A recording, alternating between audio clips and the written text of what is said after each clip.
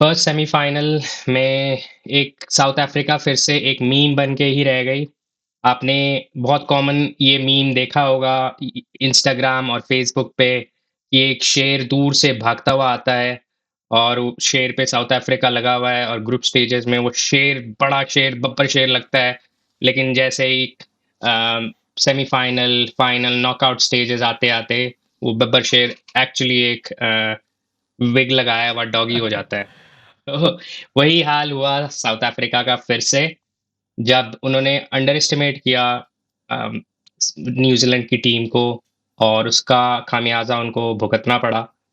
और ये शमी भैया आप ही बताओ कैसे अंडर एस्टिमेट किया साउथ अफ्रीका ने और क्यों ड्यू एक बड़ा फैक्टर बन चुका है नॉकआउट स्टेजेस पे।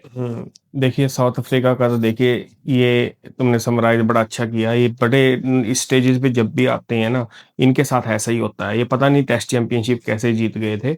इनकी टीम के साथ इनकी टीम के ऊपर भी किसी ने कोई काला जादू किया हुआ है मुझे लगता है। अम, और ये जो है ना, ये जो लास्ट गेम था, आज का जो गेम है और जो फाइनल भी होगा, उसमें टॉस जो है एक बहुत बड़ा फैक्टर है।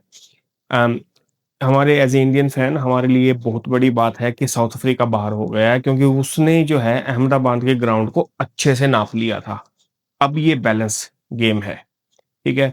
अम, साउथ अफ्रीका न्यूजीलैंड के गेम के बारे में ज़्यादा तो क्या बात करना, उनकी बैटिंग की परफॉर्मेंस आपने देखी कितनी बेकार रही और फिर जो बाद में बैटिंग करके न्यूजीलैंड ने जो एक ही विकेट पे सारे रन बना दिए। क्या एक तरह से न्यूजीलैंड ने दिखाया कि उनके जो ओपनर हैं, बैट्समैन हैं, वो कितने घातक हो सकते हैं। आज के मैच के लिए चलिए आज के मैच की बात करते हैं। न्यूजीलैंड साउथ अफ्रीका का तो जो हुआ सो हुआ। But I am very happy that New Zealand is playing the final, not south Africa.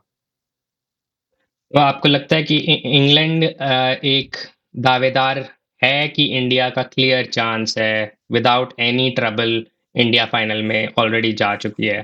देखो इंग्लैंड ने जो है ना बहुत ही एक मीडियोकर लेवल का क्रिकेट खेला है अभी तक, ठीक है? लेकिन ये टी20 है, यहाँ पे कुछ नहीं पता लगता एक रात में क्या हो जाए। ख़ास तौर पे आपके जो आज का गेम है और जो लास्ट गेम है, टॉस के ऊपर डिपेंड करता है।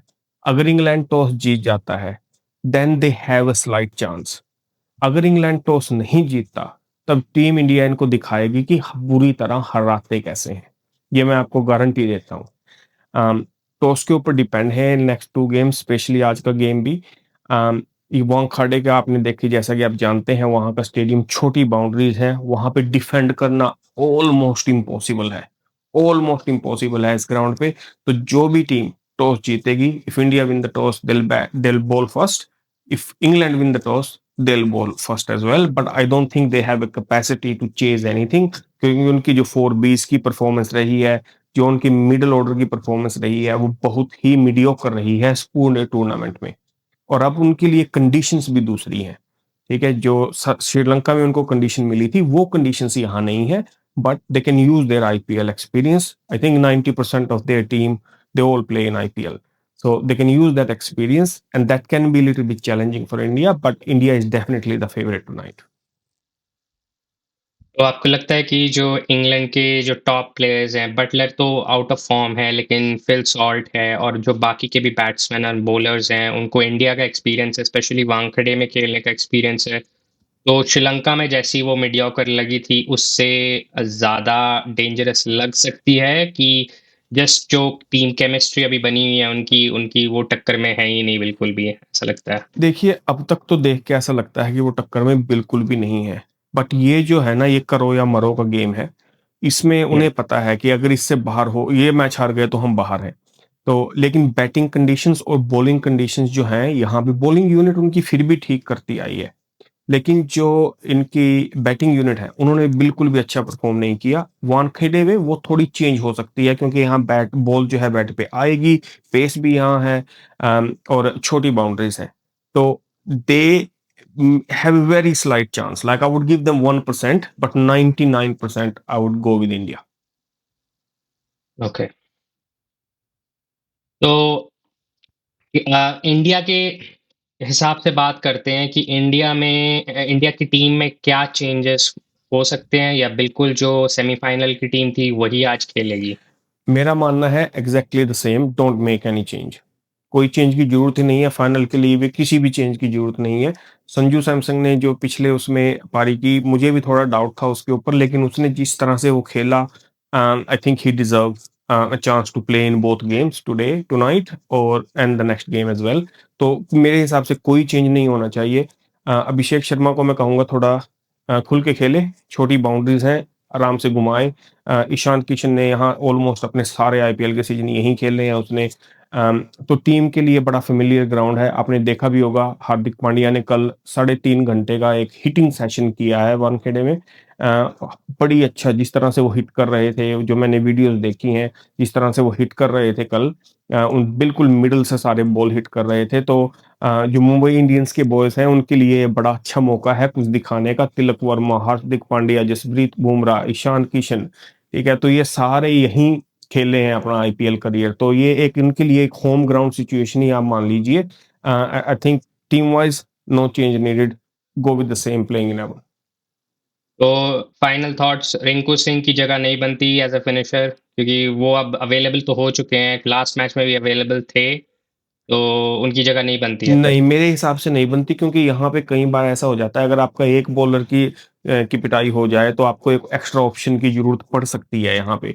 पिछले मैचों को आप उठा के देख लीजिए, शिवम दुबे के बाद क्या बोलते हैं, अपने अक्षर पटेल की बैटिंग भी नहीं आई थी लास्ट गेम में।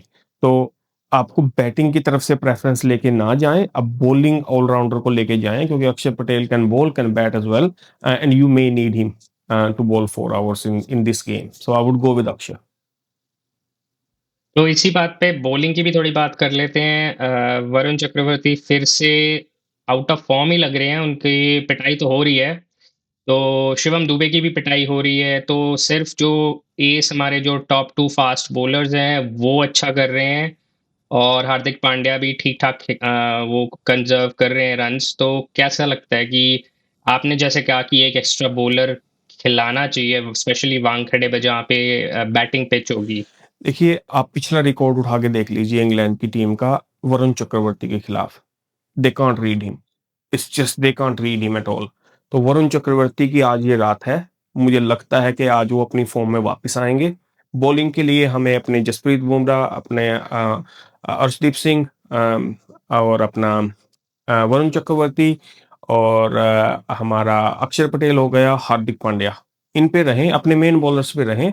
अगर ज़रूरत पड़े बीच में, अगर अच्छा कुछ आपका ज़्यादा प्रेशर बना दिया है इंग्लैंड के ऊपर, एक आधा ओवर शिवम दुबे से बीच में निकलवा लें, लेकिन ज़्यादा एक्सपेरिमेंट मत करें, क्योंकि यहाँ पे डिफेंड करना बहुत मुश्किल है, और ये डिपेंड है कि आप पहले इंडिया बैटिंग करता है या बॉलिंग करता है। More likely, if they won the toss, they'll definitely going to bowl first. But again, don't give them 180 plus, क्योंकि ये एक नॉकआउट गेम है। इसमें 180 प्लस को कई बार अचीव करने के में ना प्रेशर में आ जाती है टीम, तो कम से कम रन दें। But tonight I think is Varun Chakravarthy night, because England can't pick him. आप पीछे का रिसेंट रिकॉर्ड उठा के देख लीजिए, किसी भी सीरीज में, वनडे हो चाहे टी20 हो, वो उसको पिक ही नहीं कर पाए।